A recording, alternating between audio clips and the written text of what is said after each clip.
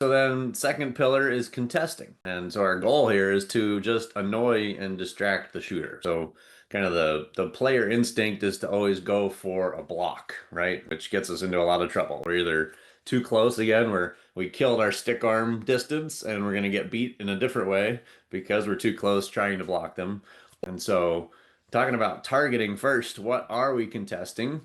The distance, how close we need to be, and then the timing of when do we jump. Kind of the three most important aspects that if we get those good and consistent with players, then they have a pretty good framework to stay in front of the ball and still be able to contest. So, what are we contesting? The vision versus the ball. So I call this the rainbow versus the laser, right? The path of the ball is a big parabola, rainbow shape, way up high to drop in the basket.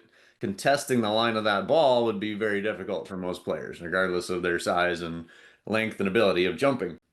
But to contest the vision of the shooter is like a laser beam. From their eyes to the rim is a straight line that just about anybody can reach. And so I'll walk through this with players that are way shorter than me. Like I stand still at the 3-point line and they come out until I say their hand reaches my line of sight. And usually they can do that without jumping.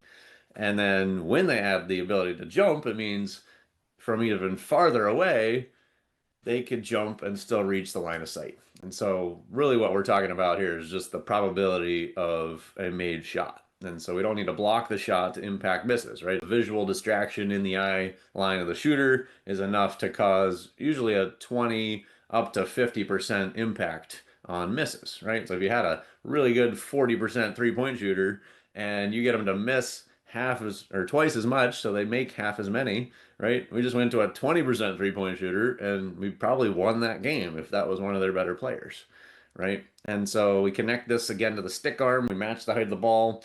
As they go up, we go up. And then if we want to contain the drive outside the paint and contest the shot, then we're forcing really bad shots every time without getting beat or fouling, right? So like if we do a good job getting there close enough and contesting so they don't want to shoot the catch, then they're trying to drive and we're containing the drive with our footwork we just talked about. And now they're probably settling for off the dribble, mid range, plus our contest, and they're just going to miss a lot more shots. And so we like to kind of work through this in an exaggerated scenario where the player is actually under the basket, like charge circle deep, so that they really can't make it no matter how fast they run or how high they jump. They're not going to make it to block the shot. So it just kind of highlights that that is impossible. Therefore, the strategy is to contest the line of sight instead.